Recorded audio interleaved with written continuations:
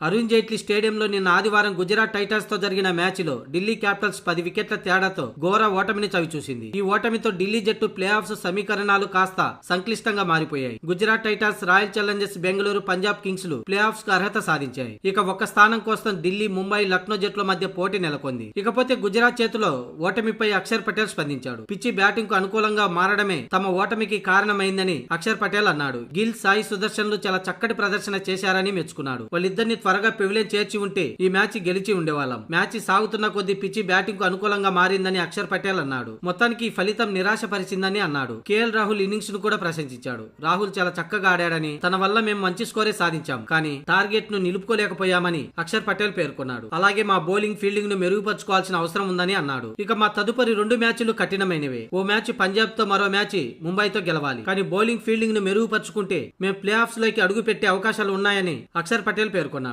కాగా Delhi Capitals play offs చేరాలంటే అటు ముంబై, ఇటు పంజాబ్ కింగ్స్ లపై గెలిస్తేనే ఢిల్లీ ప్లే ఆఫ్స్ చేరుతుంది.